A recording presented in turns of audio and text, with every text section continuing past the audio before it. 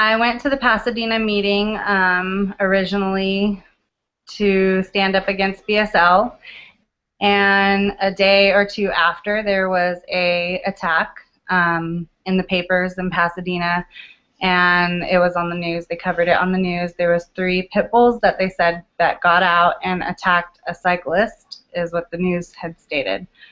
So I right away called Pasadena Humane Society to ask them if any of the dogs had survived, because they had said that all 3 dogs had been shot by the police that responded to the call. So I wanted to know if our rescue could go in to evaluate these 3 dogs that had allegedly attacked somebody. A lot of times they say attack, but really the dog just maybe chased them or maybe was just running around on its own, and people get scared, so you really don't know what happened. I mean, I know we've talked about it a couple of different times about just kind of how that incident played out and the news report and kind of the small amounts of video that have been available. What was your impression of what actually happened? Since I've had Presley, and because the article stated that there was 3 dogs and all 3 of them were black with white chests and had white paws, so all 3 of the dogs looked like they probably were related somehow. Maybe mom and dad and son, or maybe sister, I don't know, but they looked like they were related. After watching the actual news, the actual news coverage, watching the video of what kind of played out as far as once the police responded to the scene, and also because it happened so early in the morning, to me it was still dark outside, number 1. Number 2, we don't know who this person was and why they were walking down that street in, the early hours of the morning. Presley has been really great out in public. He loves everybody. He wants to jump all over everybody. Dogs in general, all dogs mostly, will bark and protect their property. I personally think, I wonder, how did all 3 dogs get out? I also wonder, anybody could have a doggy door, and these are all speculations on my point of view. Obviously, I wasn't there, I don't know, but that's the point. I wasn't there, so I can't tell you how the dogs got out. I can't tell you why they were out. I can't tell you that they straight up just attacked this guy out of nowhere for no reason. I can't tell you that. Neither can the news, and nor can Steve Madison. Nobody can tell us why or how or what was happening. No one knows. What the small amount of video that's available, what that kind of shows, like the area around where it happened, how the dogs fled, and then the cop kept going towards them and kind of cornered them. When I watched the video that they did have showing the actual dogs, when the police responded to the scene, you see Presley and the other 2 dogs on the grass on the side of the road, on the side where the cars park, there's a little area of grass, and they were all smelling the grass, just, sniffing around and stuff, and they didn't seem like they were a threat to anybody. They didn't seem like they were jumping on a car. They didn't seem like they were trying to attack anyone. They were just smelling the grass, sniffing around, and the cops shined their spotlight on the dogs. And when they did that, they crouched down behind their door with the door open and then had their guns drawn and pointed at the dogs already.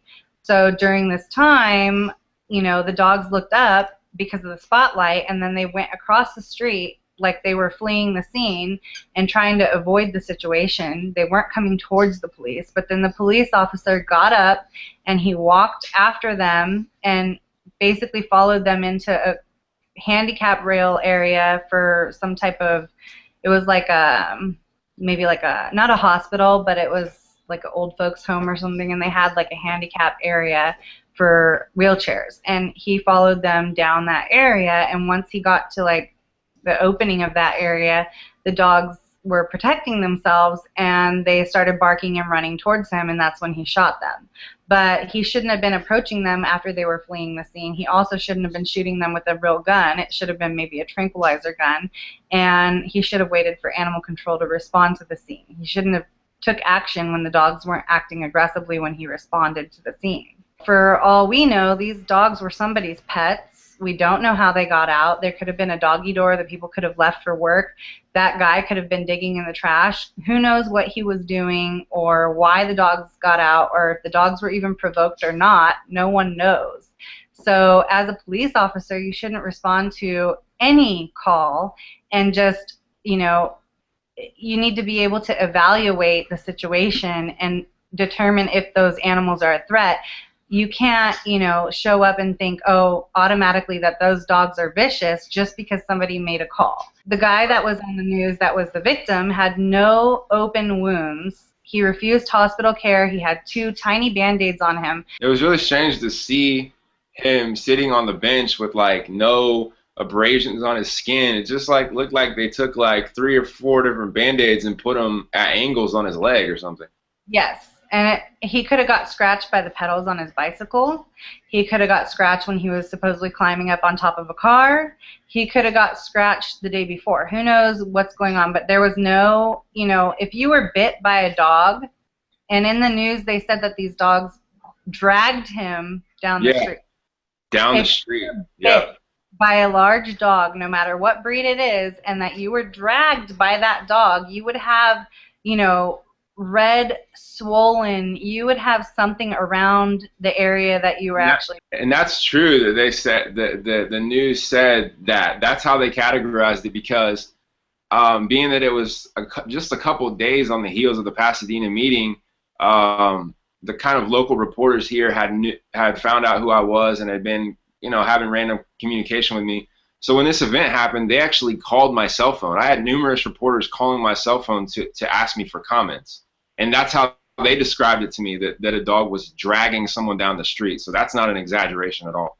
Yep. So, I mean, and that in itself shows, obviously, I mean, they shot 3 dogs that belong to somebody. Those are someone's pets. It doesn't matter, you know, and obviously after the whole thing that went through with the news, who in their right mind is going to come forward and say those are my dogs? They're probably scared to death to come forward after everything that was in the news. And they probably don't even know what really happened.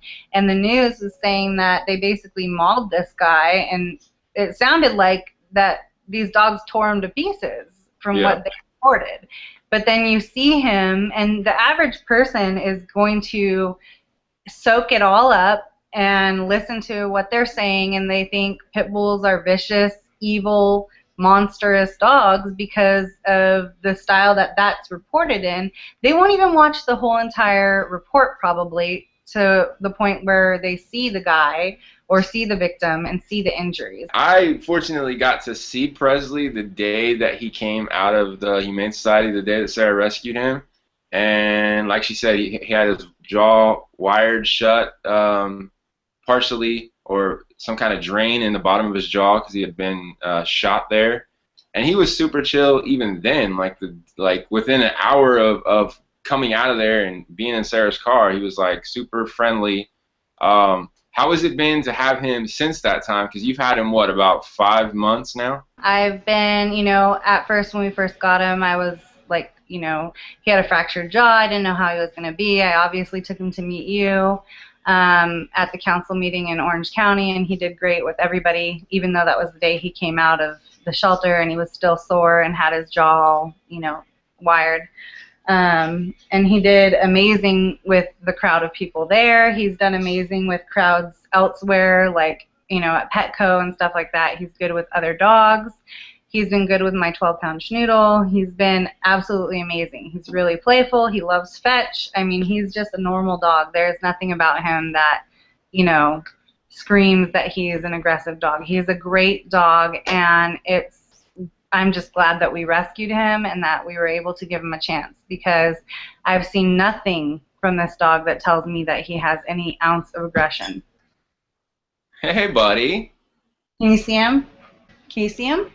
You can see him now? Do I have to keep talking for you to see him? And that's Presley. And as you can see, he's like super playful. He's like a puppy. He's super sweet. If you had a chance to give a comment, you know, 2-minute comment or 90-second comment to the council right now, like, what would you say? I would tell them that dogs are individuals and they need to be judged as individuals. I would also encourage them to also look into their police department and to actually, there's grants available to police departments and animal control for training. There's grants that will pay for training so that Pasadena Police Department can get training on how to respond properly to a call like the one that Presley was involved in, and we wouldn't have to have these police showing up and being afraid and not knowing how to respond to the call properly. I am floored that Presley had to go through everything he went through because of his fractured jaw from multiple bullets hitting his jaw. I'd also encourage them to basically treat dogs as individuals and understand that, you know, especially for Steve Madison to understand, because he sees an attack in the news, he doesn't know the individual dog, he doesn't know the circumstances, and he has no idea what that dog's temperament or personality is like on a daily basis. Basically condemn the dog, or the whole entire breed is who he would condemn because of one incident, but even to condemn the dog that was involved in the incident is completely unfair, not knowing the circumstances and not knowing exactly what happened. Unless you were actually there, you have no clue, and you can't condemn a person for a crime until they're proven, you know, guilty. We go to court for humans and we, you know, figure out what went on, and, you know, with dogs, people just automatically pull the trigger and euthanize that dog because it's a bad dog, it needs to be killed because it's dangerous, and it's unfair because these dogs that are involved in these types of incidents, like Presley, normally don't make it out of the shelter because of people basically condemning them based on hearsay. It's based on a report, you know, and who knows how much of that is true. You know, how many people say, I got bit by a dog, and they don't even have a puncture? You know, it's not a bite. Dogs communicate with people by nipping because that's how dogs communicate with each other. If a dog is threatened and somebody doesn't understand the body language, the dog is going to nip. And people consider that a bite. You have no idea how many people have told me, oh, my dog bit me, or, oh, I work at a vet's office, and people say, oh, I got bit by a dog. And I'm like, oh my gosh, you know, did they go get stitches? No. Do they have puncture wounds? No. It wasn't an actual dog bite. It's just the dog correcting, you know, because that's how they communicate with people. If you don't read body language properly, the dog is going to give you a warning. Steve Madison doesn't seem to, he gets it, because he's, you know, he's not dumb. He knows what we're talking about and what we're telling him. He just doesn't want to think from that perspective. So he doesn't view dogs as individuals. Like you said, he's not even looking at it from the space that we're all coming from to say, look at the individual dog that was involved in the attack. He's looking to, you know, put that on the back of an entire breed of dogs, my dogs, your dogs, everybody's dogs. And you know that he's going to bring this up. Literally an hour after that happened, he was on Facebook talking about it. That morning, there was articles in numerous local papers. One, I think the headline was, I told you so, with like exclamation points, with a picture of him like doing this at like the council meeting. So he's going to exploit this, and he's going to bring this attack up. And you're key in all this because you have the dog. You have Presley, and he speaks for himself. Say hi. Can you say hi? He's super sweet.